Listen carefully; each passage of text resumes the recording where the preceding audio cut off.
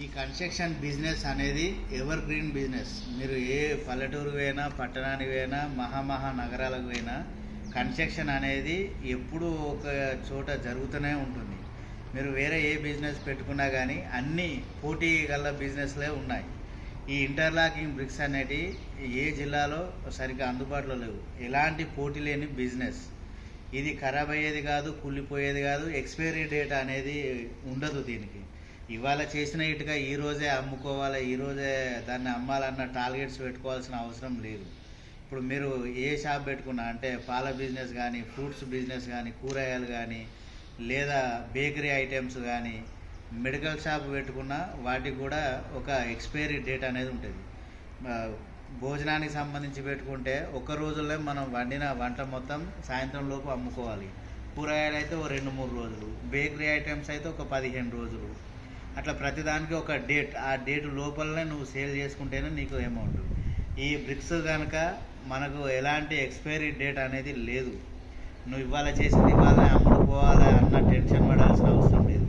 ఇది ఖరాబ్ అయ్యేది కాదు, ఐస్ లాగా కరిగిపోయేది కాదు, కూరగాయలాగా భోజనంలాగా పాడైపోయేది కాదు. కాబట్టి ఈ బిజినెస్లో ఎలాంటి లాస్ అనేది ఉండదు.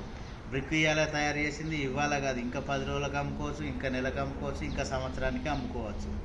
ఇందులో ఎలాంటి రిస్క్ అనేది లేదు.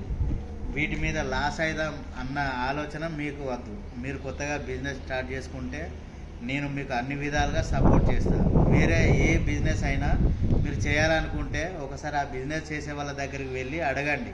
వాళ్ళు ఎలాంటి ఇన్ఫర్మేషన్ ఇవ్వరు. దాంట్లో ఉన్న కష్టాలు, సుఖాలు, లాభాలు, నష్టాలు ఏమీ చెప్పరు. వాళ్ళు మీకు సపోర్ట్ చేయరు. కానీ నేను అలా కాదు. నాకు వచ్చిన దాన్ని నేను తమిళనాడులో నేర్చుకున్నా. నేను తమిళనాడులో ఒక 3 సంవత్సరాలు ఉన్నా. అటు కేరళ తిరిగిన, కర్ణాటక తిరిగిన, ఇవన్నీ తిరిగి ఇప్పుడు నాకు తెలిసిన ఈ విద్యను మరో 4గురికి చెప్పడం జరుగుతుంది. మీకు కావాల్సి వస్తే నన్ను సంప్రదించండి, కానీ టైంపాస్ కాల్స్ మాత్రం చేయకండి. ఈ మిషనరీలు కనుక మీరు తీసుకుందాం అనుకుంటే PMEGP కింద కూడా మీకు 10 లక్షల నుండి ₹1,00,00,000 వరకు మీకు లోన్ అనేది గవర్నమెంట్ సబ్సిడీతో సహా ఇస్తుంది. మున్సిపాలిటీ పరిధి అయితే 25% సబ్సిడీ. అదే గ్రామ పంచాయతీ పరిధిలో కనుక మీరు ఈ మిషనరీలను పెట్టుకుంటే మీకు 35% సబ్సిడీ వస్తుంది. ఇది సెంట్రల్ గవర్నమెంట్ స్కీమ్. మీకు లోన్ ఇచ్చి, మిషనరీలు ఇచ్చి, ప్రతిదీ మీకు దగ్గర ఉండి ఇది వర్క్ ఎట్లా చేస్తుంది, ఏంటిది, ప్రతిదీ చెప్పడం జరుగుతుంది. మీరు ఎన్నో బిజినెస్ ఐడియాలు యూట్యూబ్లో చూసుంటారు, కానీ వాళ్ళు ఎవరు కాంటాక్ట్ నెంబర్ ఇవ్వరు. ఒకవేళ కాంటాక్ట్ నెంబర్ ఇచ్చినా ఆ నెంబర్ పనిచేయదు.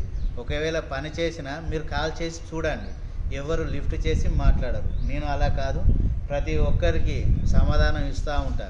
టైంపాస్ చేసే వాళ్ళకు మాత్రం నేను రెస్పాన్స్ ఇవ్వను. ఖచ్చితంగా పెట్టుకునే వాళ్ళు మన మెయిన్ బ్రాంచ్ వచ్చేసి హైదరాబాద్ పట్టణ చెరువు, మిగతా అన్ని సబ్ బ్రాంచీలు. ఇప్పుడు ఈ టీ టైమ్స్, 1 టైము, ఈ పాండివర ఛాయ్, ఇలా ఏ విధంగానైతే వాళ్ళు అవుట్లెట్స్ పెడుతున్నారో మనం కూడా అదే విధంగా పెట్టి మరో 10 మందికి ఉపాధి ఎందుకు ఇవ్వద్దన్న ఉద్దేశంతో ఇవి మండలాల వారీగా ఉపాధి ఇవ్వాలనేది నా ఆలోచన.